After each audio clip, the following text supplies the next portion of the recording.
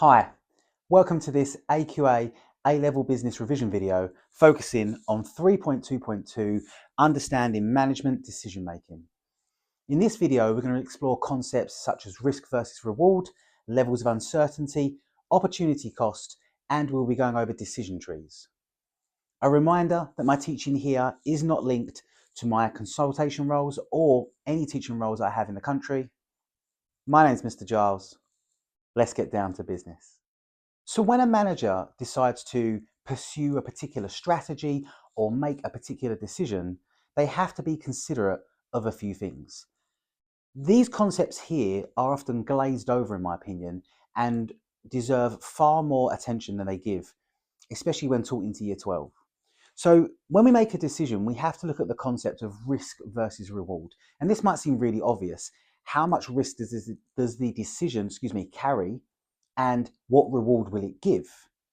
Well, who is the risk to and who is the reward for? We often see this in case studies where the business will be taking large chunkable risks, but unfortunately, the risk isn't for the organization, it's for workers' well-being, or it's for shareholders, for example. If you haven't already, you can go back and watch my forms of ownership video, But if you're making huge risks and that's going to impact on a shareholder's dividend, that might not be a risk that you want to take, because the reward could in fact increase dividends, sure, but it could also reduce them significantly. And if that happens, that would be a serious problem for a public limited company, for example. So who is the risk for within the business, which stakeholder, and where does the reward go to? Any decision that risks workers' well-being or jobs or things like that, and then the rewards go to the shareholders, is probably not going to be a popular decision. Up next, we need to look at the concept of the level of uncertainty. And this really should boil down to how accurate is the data that you're using to make this decision. We don't often consider this when we're reading a case study, especially if you're in year 13 right now and you've ever seen a paper 3 case study, or even in paper 2 in the data analysis information. How likely or how valid is that data to be correct? Because if there's any consideration of validity, i.e. it's not valid, it increases the level of uncertainty. And we're going to explore this a little bit more when we look at decision trees in a moment. So when we're making decisions and we're assessing the risk and potential reward, how true is that? Because it will change how uncertain our decision is. And we often boil this down to the difference between scientific decision making and just using your hunch, all right, using your previous kind of experience. All right, so how likely is this to be true? And then the last concept we need to consider when making any decision is that of opportunity cost. And if you don't remember, opportunity cost is the next best alternative foregone. Now remember, when a business makes a decision, it's choosing one particular path or strategy. Therefore, it cannot choose another because there are finite resources. Businesses only have so much money, time, workers, land, all those things. My favorite example of this will always be Tesco. And if I've ever taught you, you'll know I love this example. Tesco decided to pursue the strategy of market development and they took their business to America. That was a massive opportunity cost because the £10 billion that they wasted going over there and failing could have been used on moving back to Asia or places like that where they were already successful. So because they sent their money over to America, they couldn't deploy it anywhere else. That had a bit of a knock-on effect here in the UK and various other places. So when we're making decisions, who is the risk for, who receives the reward? How likely is the data we have to make this decision valid? And that will impact on the level of uncertainty. And then if we do pursue this strategy or make this decision, what are we saying no to that could be a potentially better option? Those are the three concepts we have to consider when making a decision, and they often find themselves in either paper 2 of year 13 or paper 3 of year 13. Let's have a look at decision trees now. This often trips people up because it looks more complicated than it actually is. All this is scientific decision making, but with some mathematics involved. Once you've done it a few times, you'll realize it's actually quite straightforward, but I would encourage you to take this diagram perhaps and just replace the numbers as much as you want and practice, because practice makes perfect. So the decision tree is used when there are two decisions to be made here. In my example, we're either going to launch a new product or we're going to launch a new TV advert. And there's a cost associated with both. The new product, is £5 million. That's why it's in brackets, because it's a negative cost. The new advert is only £1 million. So straight away, if we look at our three concepts we looked at before, the risk lies heavily on this one because it's a much greater amount of money. And the risk is probably to our shareholders who are investing this, or the bank who's going to lend it to us. Off the back of these two decisions, they have potential outcomes. For the new product, it has success and failure. So this could go wrong. Okay, it happens all the time. And there are probabilities associated with this. Now, straight away, the first question you want to ask yourself when you get a decision tree is, where have these probabilities come from? Now, if you've ever done the Adventure Camp case study, there's a decision tree in that one. And Sam, the person who wants to make the decision, creates a decision tree, and he creates the decision tree based off of his friend who asked some people in the local area. And he's made this entire diagram based off of that. That's very unvalid. So that increases our level of uncertainty. And to no surprise, in that case study, the net gain at the end, i.e. the profit for this very risky decision where he asked some locals, is huge. But how valid is that? It's very unvalid. So the probabilities always have to equal to 1, because probability is always equal to 1. So what we're saying is there is a 0.6 chance of success for our new product and a 0.4 chance of failure. Now we get the potential outcomes, okay, the potential payoffs for these decisions. And let me explain this very carefully. This 12 million here represents 100% success. So if I launch a new TV advert, a new product, if I launch a new product and it cost me £5 million and I saw 100% success, i.e. 100% of the people who I wanted to buy it bought it, I would earn 12 million. However, what I'm suggesting here is that only 60%, i.e. 0.6 of the people who I want to buy it will in fact buy it. So my new product is only going to be 0.6 success. So what I do is I take my 0.6 success and I times it by 12 million. And that will get me 7.2 million. Okay.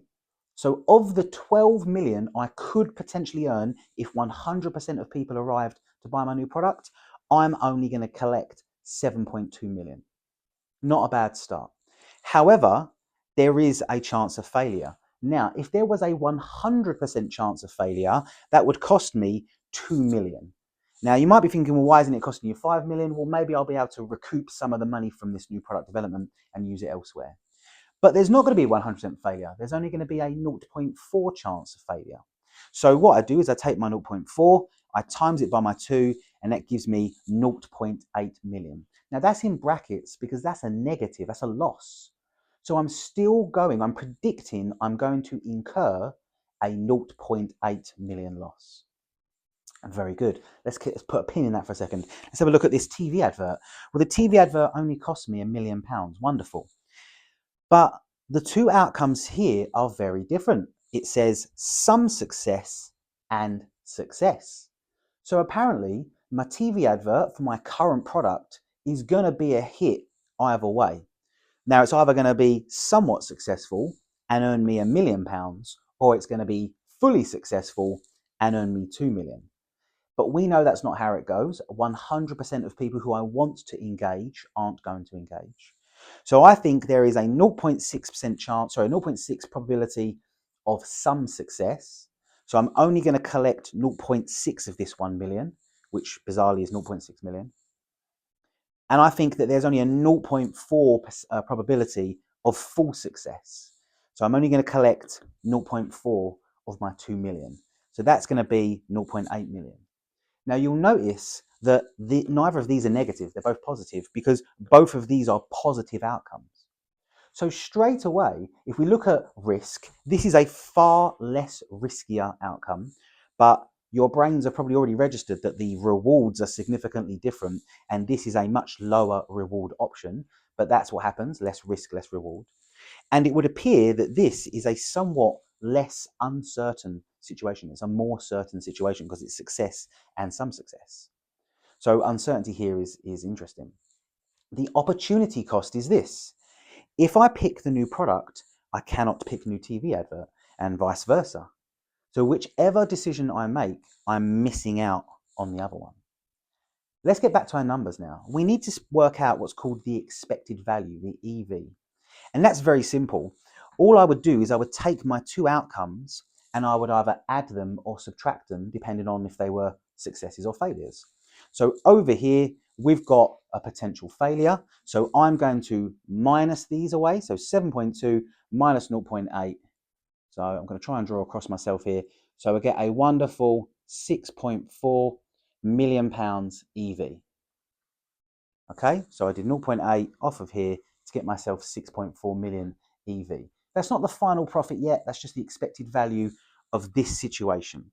Down here, however, I've got a plus and a plus. So I'm just going to add these together and that gives me a wonderful 1.4 million outcome. So this is a 6.4 million outcome, or expected value, I should say. This is a 1.4 million expected value. But we haven't finished our calculations yet. Now we need to find out which decision gives the best net gain. Net gain is merely a fancy word for profit. Well, the only thing I haven't paid for is the actual choices themselves. So I'm going to put it in this little box over here. So I've got an EV of 6.4 million and it's going to cost me 5 million. So my net gain is 1.4 million.